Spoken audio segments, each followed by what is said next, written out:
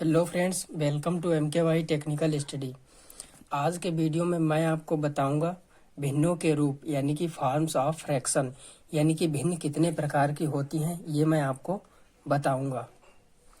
तो जैसा कि आप देख रहे हैं, सबसे पहले मैं आपको एक बात बताना चाहता हूँ कि कोई भी दो अंक होते हैं जो P/Q के रूप में लिखे होते हैं, यानी कि एक अंक ऊपर और एक अंक नीचे और बीच में बटे का साइन होता है। तो P/Q के रूप में जो अंक लिखे होते हैं उन्हीं को हम क्या कह देते हैं, फ्रैक्शन यानी कि भिन्न कहा जाता है। यानी कि ऊपर जो P होता है, यानी कि ऊपर वाले भाग को क्या कहते हैं, हम अंश कहते हैं, और नीचे वाले भाग को क्या कहते हैं, हर कहा जाता है। जहां आप यहाँ पर मैंने देखिए लिख रखा है Q is not equal to 0, यानी कि जो Q है यानी कि हर जो है वो 0 नहीं होगा, यानी कि 0 के बराबर नहीं होगा, यानी कि Q जो है हर जो है वो हमेशा 0 से बड़ा ही होगा। तो यहाँ पर जैसे कि मैंने एक भिन्न लिख रखी है 2/3 के, ये लिख रखा है, यानी कि ये ऊपर क्या है, 2 क्या है, अंश है, और 3 क्या है, हर है। यानी कि 2/3 के फॉर्म यानी कि P/Q के रूप में मैंने इसे लिख रखा है। तो ये क्या हो गया आपके लिए, ये एक भिन्न है। ठीक है, तो आगे मैं भिन्न के रूप होते हैं, भिन्न कई प्रकार की होती हैं, जैसे कि मैं सबसे पहले आपको बताना चाहूँगा। जैसे कि नंबर 1 क्या है, उचित भिन्न। सबसे पहले आप जानिए कि उचित भिन्न किसे कहते हैं। तो उचित भिन्न किसे कहते हैं हम, जैसे कि आप देख रहे हैं, तो जैसा कि आप यहाँ पर देख रहे हैं मैंने भिन्न लिख रखी हैं। तो उचित भिन्न हम किसे कहते हैं, उचित भिन्न वो भिन्न होती हैं, आप परिभाषा में लिख सकते हैं, जिन भिन्न का जो है अंश जो होता है वो छोटा होता है और हर क्या होता है, बड़ा होता है। यानी कि आप यहाँ पर देख रहे हैं, यानी कि उचित भिन्न किसे कहते हैं, जिसका अंश बड़ा होता है और हर क्या होता है, छोटा होता है। जैसे कि 2/3, 5/6, 10/11 डॉट डॉट इत्यादि। यानी कि आपको याद रखना है कि जिस भिन्न का जो है अंश क्या होगा, छोटा होना चाहिए, और जिस भिन्न का अंश जो है वो छोटा होता है और हर क्या है, छोटा है, तो उसे हम उचित भिन्न कहेंगे।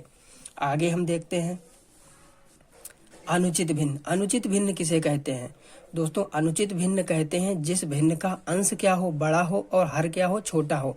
यानी कि जिस भिन्न का अंश बड़ा हो और हर छोटा है उसे हम अनुचित भिन्न कहते हैं। जैसे कि यहाँ पर आप देख सकते हैं 3/2, 6/5, या फिर इसकी परिभाषा इस तरह से भी होती है कि जिस भिन्न का अंश हर से क्या हो, बड़ा हो, या हर के बराबर हो, तो उसे हम क्या कहते हैं, अनुचित भिन्न कहते हैं। आप परिभाषा में लिख सकते हैं।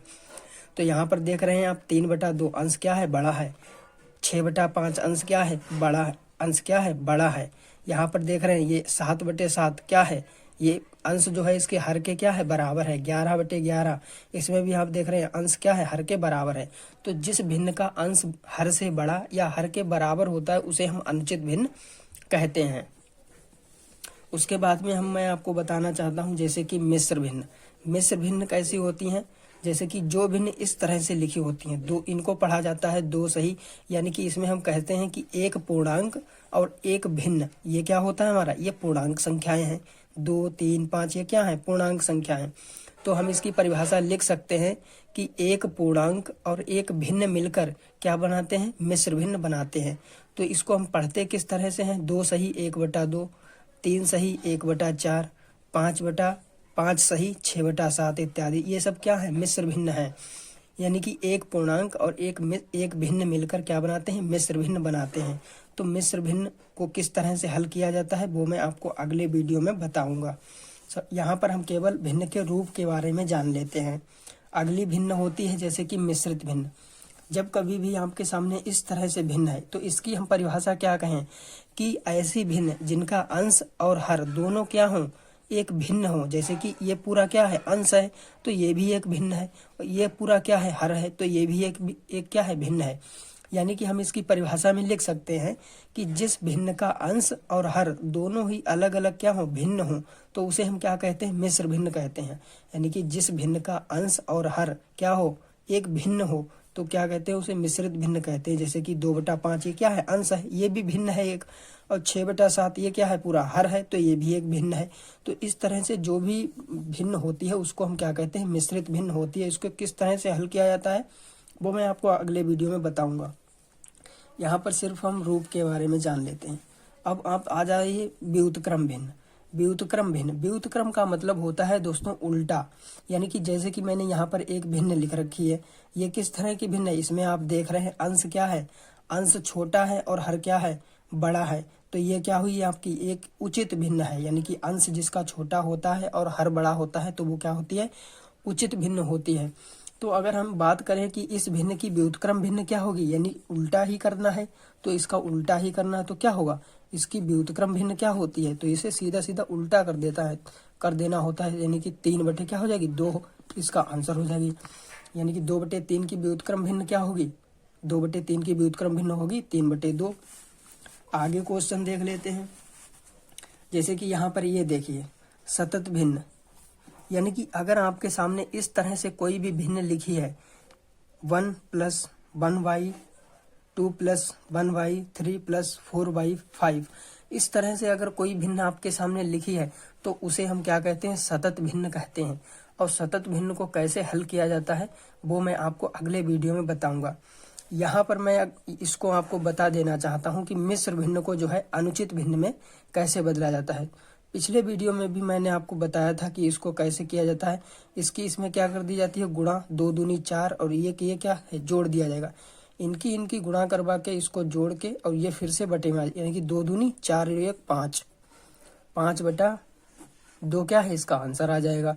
ये क्या है, हमारी अनुचित भिन्न ही तो है, यानी कि इसका अंश क्या है, हर से बड़ा है, तो ये अनुचित भिन्न हुई। इसे अगर हम हल करें तो 4 तियां 12, 12 3 15, 15/4 आ गया हमारा। ये भी क्या है, अनुचित भिन्न ही तो हुई।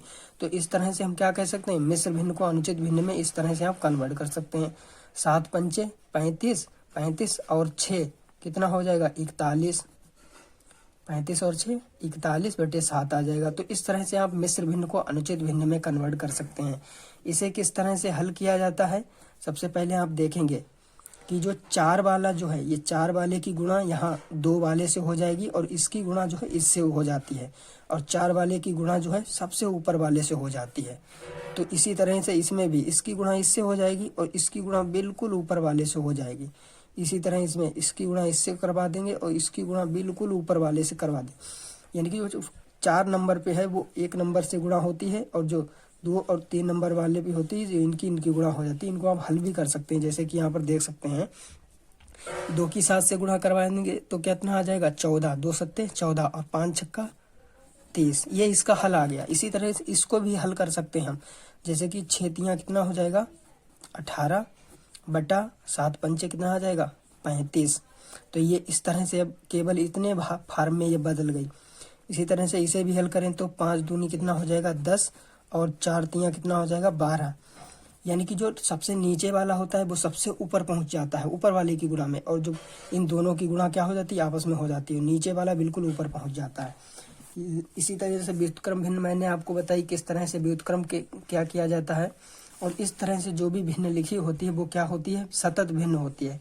सतत भिन्न को कैसे हल किया जाता है वो मैं आपको अगले वीडियो में बताऊंगा।